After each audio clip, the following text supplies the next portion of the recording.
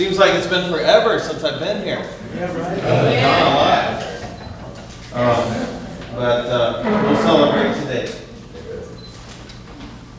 I was standing over there as we were singing, and I couldn't help but see all the pictures back here on the wall. And thinking about the incredible days that we've had in cold water with the experience of dying to self and living in Christ. And so, the interesting point where we pick up the story today, when we get to that, in my mind, rather than looking at destruction of people, I see something different. I see that mercy trumps judgment. Amen. And mercy is given freely, but we unfortunately sometimes see those that discard the mercy and they choose the judgment instead. But I want you to see the other side. I want you to see the character of God. I want you to see the goodness of God. That He has given absolutely every possible way for us to experience all the good things that He offers. And we have to work really hard to not find ourselves in the middle of that. So, as we start though, one of my favorite parts about our church is when people testify about what's going on in their life. And so, it was kind of an interesting thing that I had someone ask me, is it going to be okay if so-and-so shares a testimony about God's goodness? And I go, that's funny. That's kind of funny. You know the answer and I know the answer. The person asking knows the answer. So that person should just probably come up and share what God's done. So, you know who you are.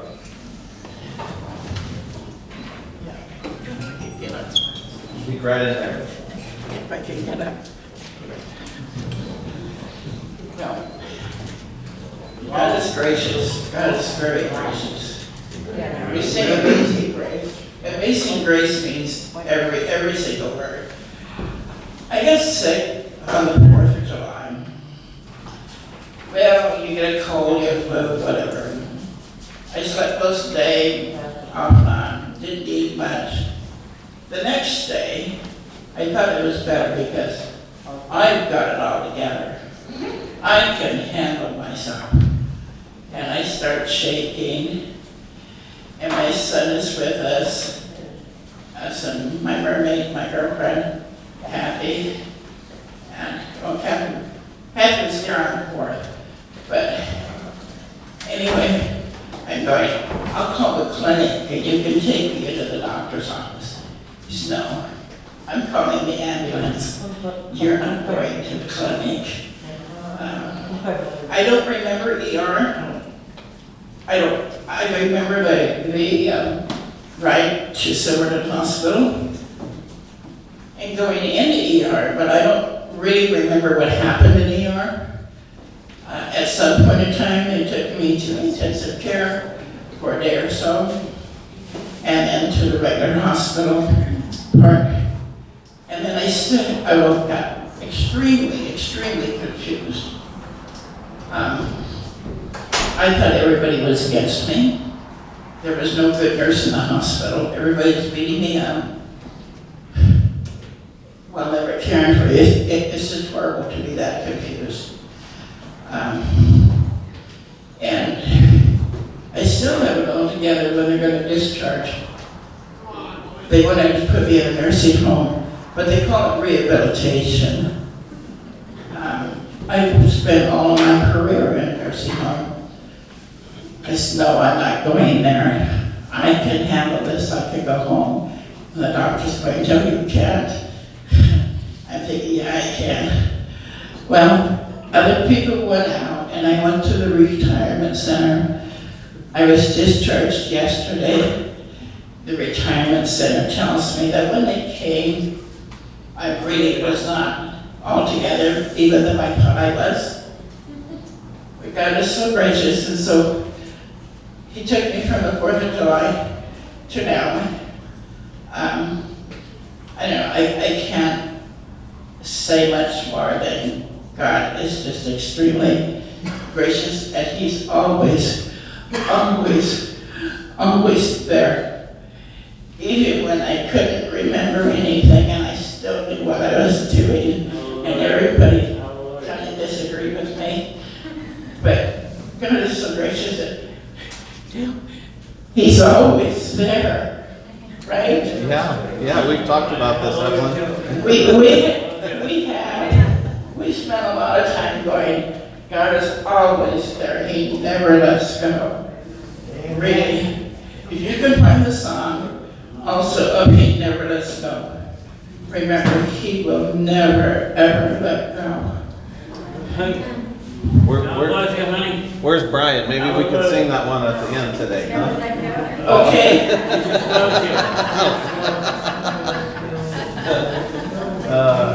Thank you, Evelyn. That's awesome.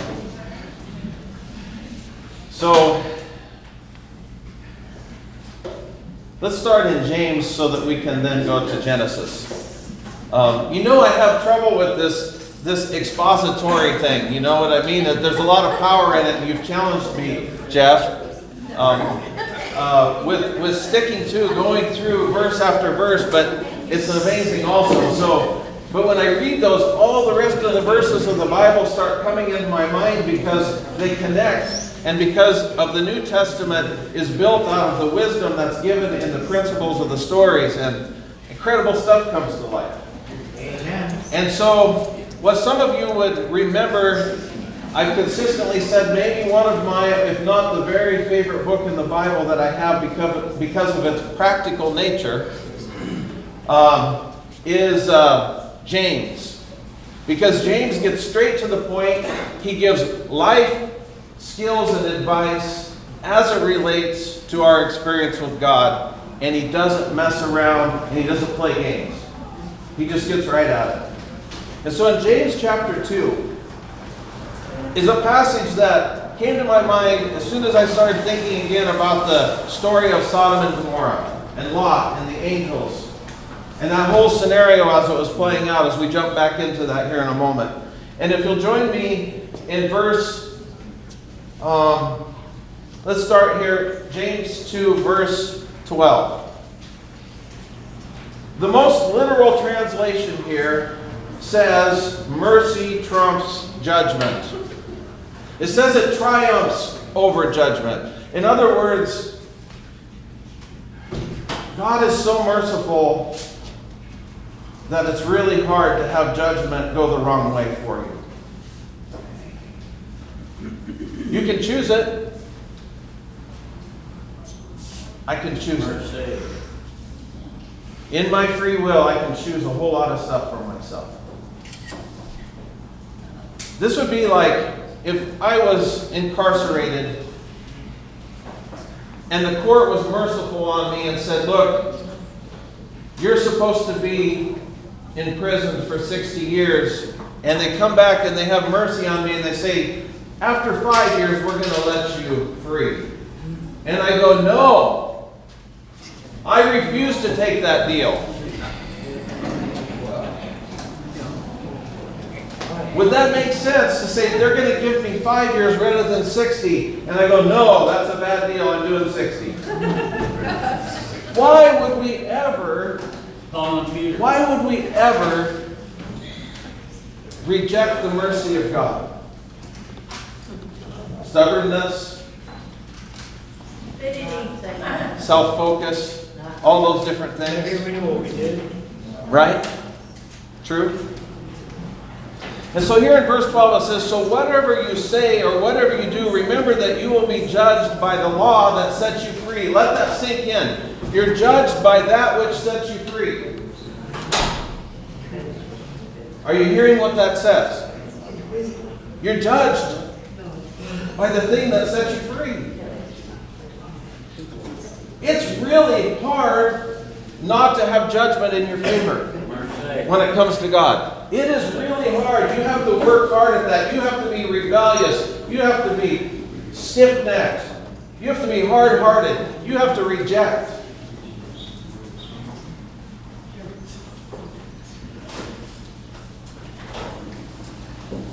You're judged by the law that sets you free. Yeah, Matt. So when it says love trumps judgment, Yeah. that word there, the triumphs or. Uh-huh. Is that like the verse that says love overwhelms a multitude of sins? Or is that more like defeats? Love defeats? Both, I think. I think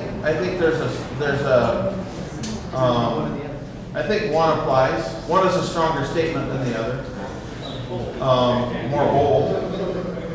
But when it says it covers a multitude of sins, it's referencing that love was the act that occurred on the cross, which covered the multitude of sins. And we don't have to accept that. If you look at that word covers, though, it's Yeah. not. I always had a picture in my mind like, there's some visitors coming and there's something you don't necessarily looking at. I don't want you to see that. Yeah, you put a sheet over it or something. but Quick, kids, actually, stuff that in the closet. The word is more like flood that would go over the top of. I agree. It overwhelms it, like when So it both are says. still there. Exactly. Good point, Matt. Exactly. Yeah. So I think the reality why this came to my mind as we go back to the story, that I want you to see that God sent people to Sodom and Gomorrah. He sent agents, heavenly agents, to Sodom and Gomorrah in a merciful way.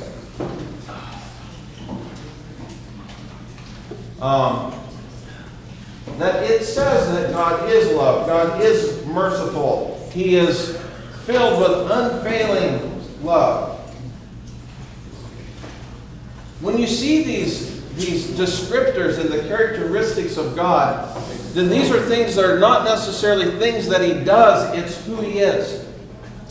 And where God is, those characteristics are absolutely overwhelming or covering and present.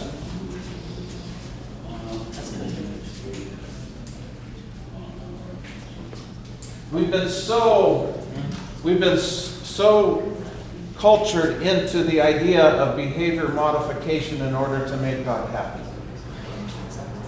Amen. For all the years down through the ages, as I've been in the Christian environment, the most prominent thing that was always placed in front of me was Dale needs to be a good boy. Yeah. So I just heard behavior modification. Yeah. Would that be that in order for me to overcome my character defects, I need behavior modification? Which God can give you. Thank you. But you're not going to do it first to impress Him.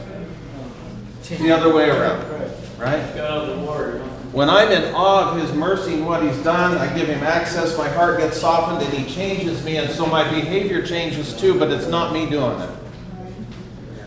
It's me giving Him permission to be in my life. Completely different. Then it's not my stressed out battle trying to be so persevering and with all my human strength to try and curb the sinful desires that I have. I'm going to fail.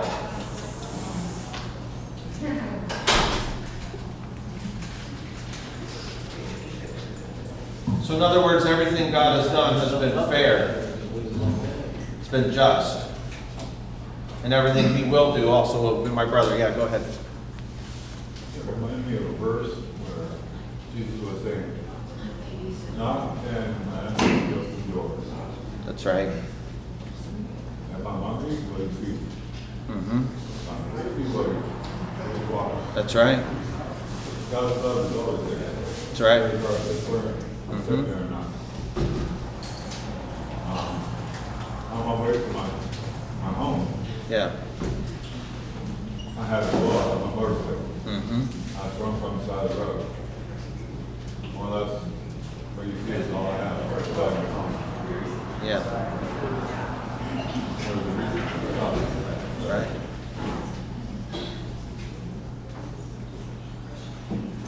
I've always been thankful for what God has given me.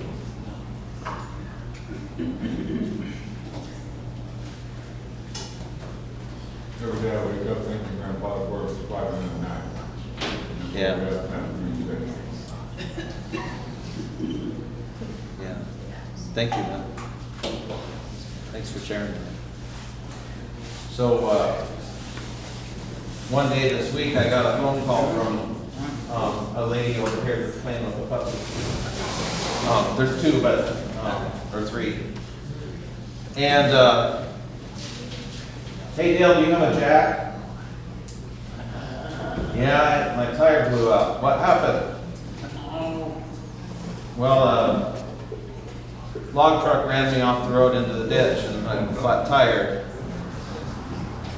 You could say, well, that was terrible that that person ran me off the road, or you could say, maybe that was mercy.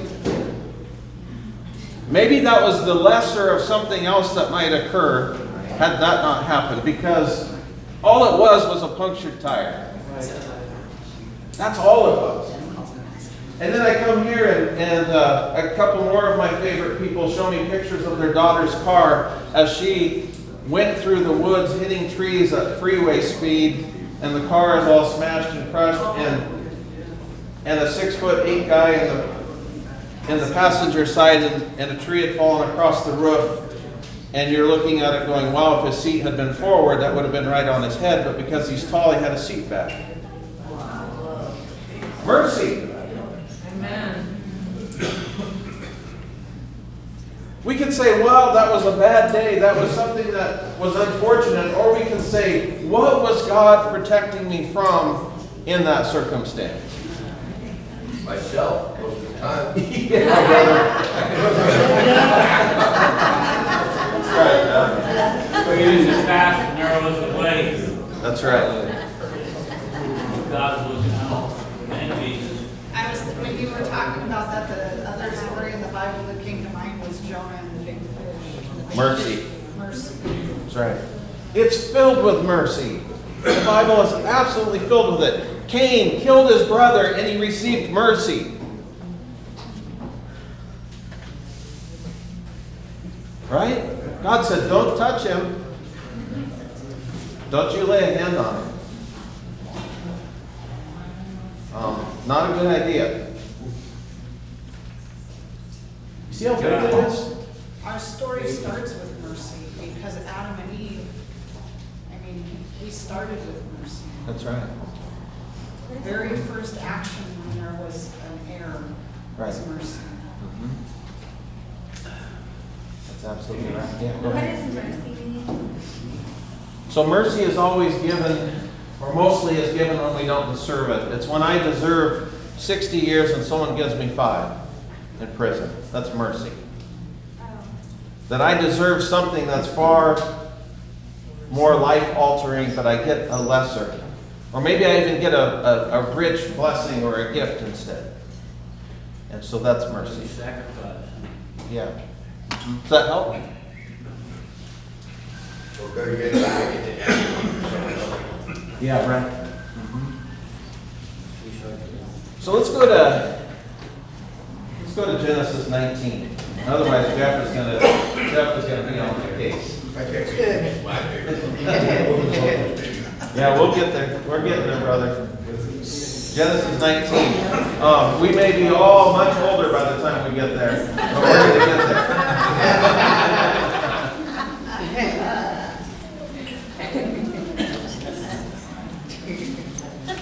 If you remember when we left off the story, Lot was faced with a difficult decision where it says all the men from the city came and they wanted to do unthinkable things to the guests that he had invited into his house. And so he had closed the door and he is stepping out. And we're going to pick it up in verse 9. And this translation doesn't do it real good justice. I know I say that a lot. I use it because it's an easy one to read, not because it's as accurate as others in the way its terminology is. Literally, it means rather than, as mine says, stand back, what they're saying is saying, yield, let us do what we're doing, get out of the way. Get out of the way, Lot. We're going to go bust the door down, and by force, we're going to go do the thing that we want to do. And so if you don't get out of the way, Lot, then we're going to do that thing to you.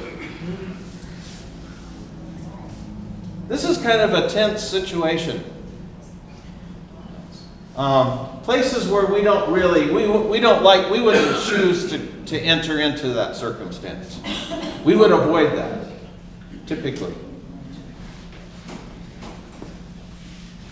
Verse 9, stand back, they shouted. This fellow came to town as an outsider, and now he's acting like our judge. I want to tell you something about that. In my view, here's what happens when a person that is moral or a person that is walking with God. I'm not saying perfect. I'm not saying without sin. I'm saying a person that is walking with God, a person that is focused upon the principles of God, a person that is seeking God, focusing on God, when they come into an environment, if there's others there that are seeking after evil, they will feel judged by being in the presence of a moral person because they're taking the judgment upon themselves. Amen. You don't even have to judge them for them to take it upon themselves.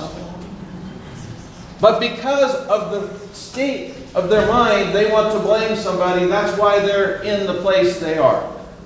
And so they blame the person that has morals. Jesus didn't even have to judge. All he had to do is come and live a good life. And people had a standard now. And in so doing, they judge themselves.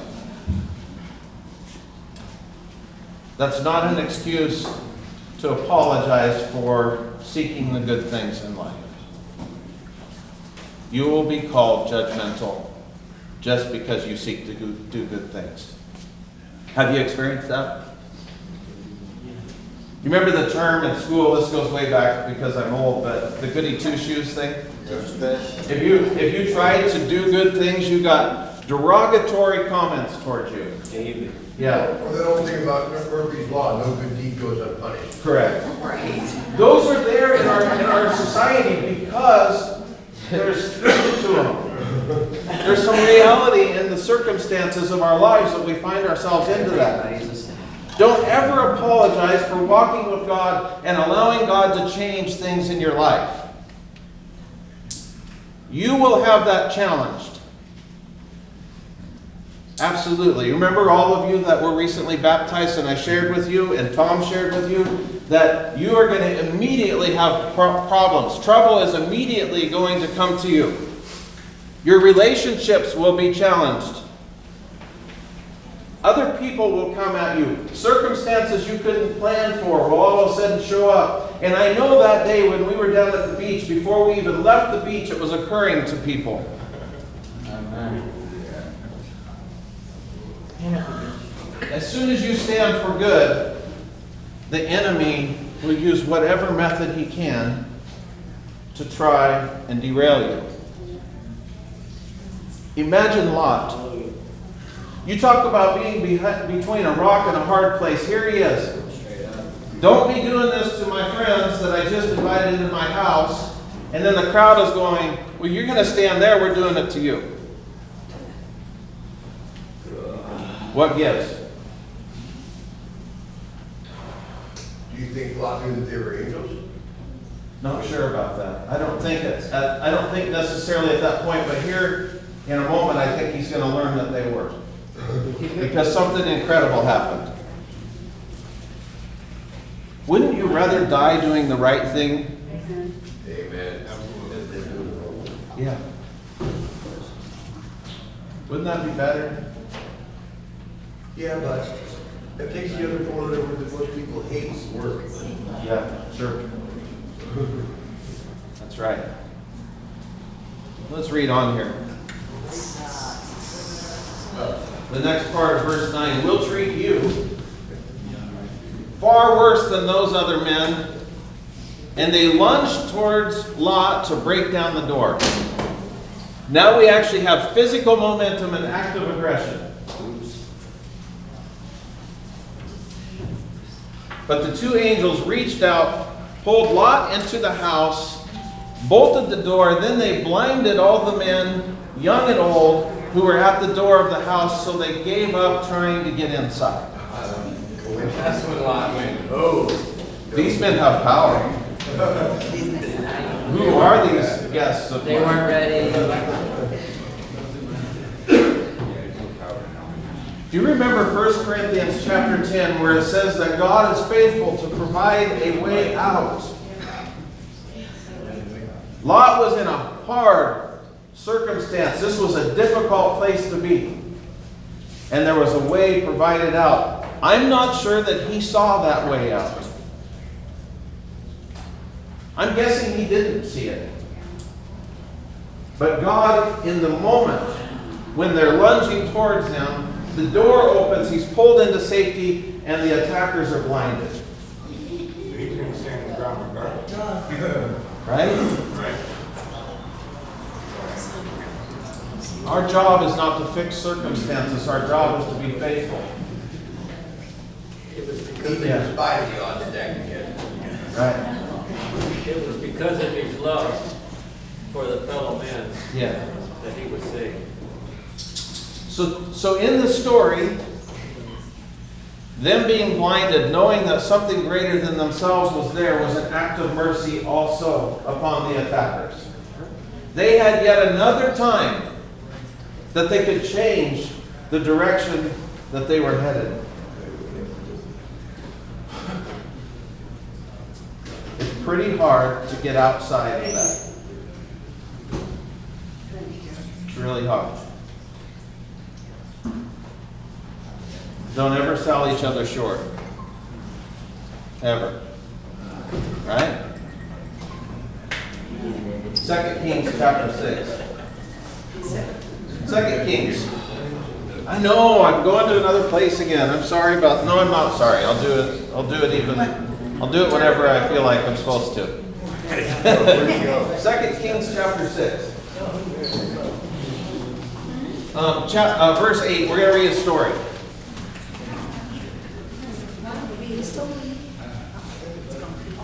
So we're going to read a story for about 5 minutes and then we'll wrap it up because it all plays into the main point. Second Kings 6. 2 Kings chapter 6. Chapter 6, verse 8. Verse 8, that's right. When the king of Aram was at war with Israel, he would confer with his officers and say, "We will mobilize our forces at such and such a place." But immediately Elisha, the man of God, would warn the king of Israel, "Do not go near that place, for the Arameans are planning to mobilize their troops there." So the king of Israel would send word to the place indicated by the man of God. Time and again, Elisha warned the king so that he would be on alert at that place. The king of Aram became very upset over this. He called his officers together and he demanded, "Which of you is the traitor? Who has been informing the king of Israel?" It's funny how people don't ever give God credit and go, "Well, maybe I'm fighting God." Maybe that's bigger than just the so-called traitor that's within my camp. Right? Verse 12, "It's not us, my lord the king," one of the officers replied. "Elisha the prophet in Israel tells the king of Israel, even the words you speak in the privacy of your bedroom." That's unnerving. Today we call that Big Brother. Yeah. Right? Yeah. "Go ahead and find out where he is," the king commanded, "so I can send troops to seize him." And the report came back, "Elisha is at Dothan." So one night the king of Aram sent a great army with many chariots and horses to surround the city. When the servant of the man of God got up early the next morning and went outside, there were troops and horses and chariots everywhere. "Oh, sir, what will we do now?" the young men cried to Elisha. "Don't be afraid," Elisha told him, "for there are more on our side than on theirs." Remember that. There is more power of God on your side than what could ever be against you. It does not matter the circumstance. That is true every moment, every place, all the time. You need merely ask. Right? And it says that even if we don't know what to ask for, the Holy Spirit will ask on our behalf. How are you going to lose? Why would Christians have fear? Why would there ever be a moment of fear? Fear only comes when I focus upon the human ability rather than God's infinite ability, right? Don't be afraid, Elisha told him, for they're more on our side than on theirs. Then Elisha prayed, "O Lord, open his eyes, let him see." The Lord opened the young man's eyes, and when he looked up, he saw that the hillside around Elisha was filled with horses and chariots of fire. That's kind of a cool thing to see. As the Aramean army advanced towards him, Elisha prayed, "O Lord, please make them blind." So the Lord struck with blindness as Elisha had asked. Then Elisha went out and told those that were blind now. He goes, "You have come the wrong way. This isn't the right city. Follow me and I will take you to the man you are looking for." And he led them to the city of Samaria. He led them right into the place that they saw as their enemy, the capital city. Played right into the hands by a small prayer, a simple prayer. Not a long prayer. Just, "Lord, would you do this thing?" Look at the mercy. As soon as they had entered Samaria, Elisha prayed, "O Lord, now open their eyes and let them see." So the Lord opened their eyes. They discovered that they were in the middle of Samaria. When the king of Israel saw them, he shouted to Elisha, "My father, should I kill them? Should I kill them?"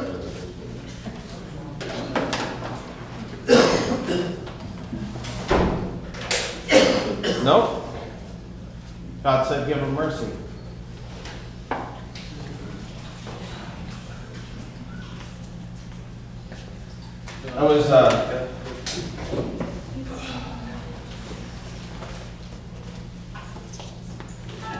I don't know, stuff happens to me in 2s and 3s, sometimes in 4s, and I get these little patterns in life, and I'm going, "God, what are you teaching me?"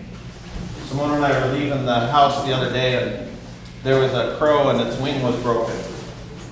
And it was hopping along, it was eating, it was doing all the things that a crow does while it's on the ground, but we tried to catch it. And it ran out onto the main road, all the way down our driveway, and so we gave up, and we were like, well, if we keep trying to catch it to help it, it's going to end up in the middle of the road and get killed. So we headed on our way where we were going, and I had stuff at church and things, and Simona did her thing later, and then I get the rest of the story that my son came home, and this crow came back to our driveway about the place we found it the first time. And it was hanging out, and he tried to catch it, and then Erin came running down. I don't think she had shoes on. And if you see a little mark on her lip, that's the mark of mercy. She's got a mercy mark on right there where the crow got her. They caught the crow, got in the car, seatbelt from the old Honda came over and hit the crow, and then it reacted to Erin, got a hold of her lip. Took it to the vet, and the vet said, "We can't help you because it's a wild animal. We are not allowed to work on them, but you can go to this refuge."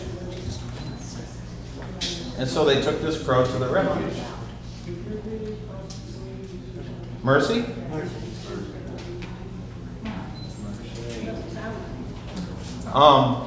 The refuge place was an hour away. Inconvenient. And sometimes those that you show mercy to will bite your lip. Most of the time? She bite him back. Mercy. She did bite him back. I don't know, Erin, did you bite back? I took it as more of a kiss. Oh, wow. I never. It was a kiss.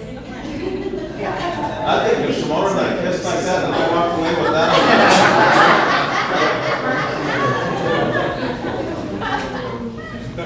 But yeah, I've heard about that before.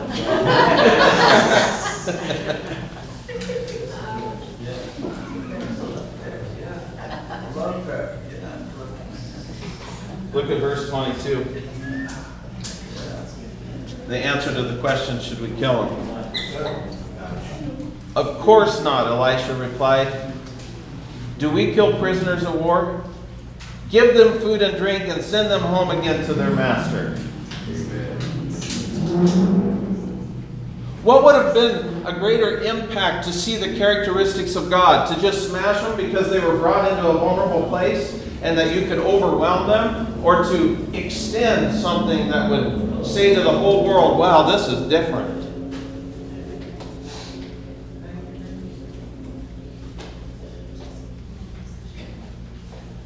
When you extend mercy, it will be punished. I guarantee you. Because people don't understand it.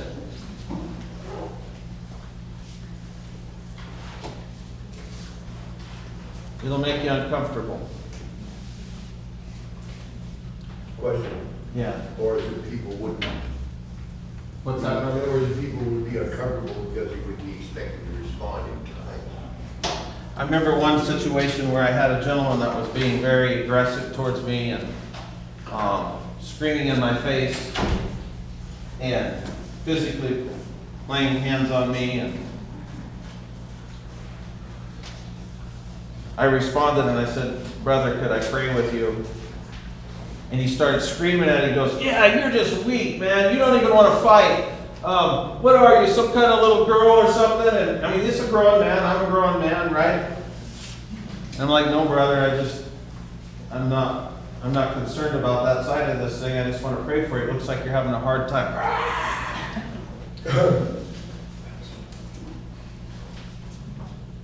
When God gives you mercy, don't do that to him.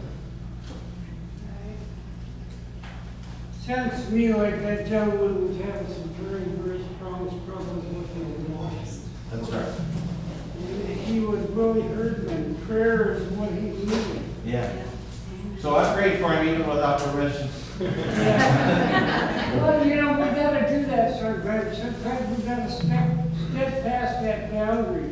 Yeah. We gotta step over the line. There's brothers in here that really, really need help. And that's why you're here. Yeah, that's God right. sent you here to try to deliver a message. Right. That's right. Where we can only take what we can get. Thanks, brother. So, are you getting the drift of what James was talking about? Are you understanding what God was hoping to do and trying to accomplish at Sodom? He was offering it. He brought it right into their city. There it is, right there in front of you. Take it or leave it. What do you want? Yeah, Vicky. I remember one time that I was reading in about the Pharisees, and I know I heard some people say, well, that he was kind of down on the Pharisees because they were rejecting him and so on and so forth. And then somewhere along, I learned by the grace of God that actually in actuality, when he was disputing them, he was actually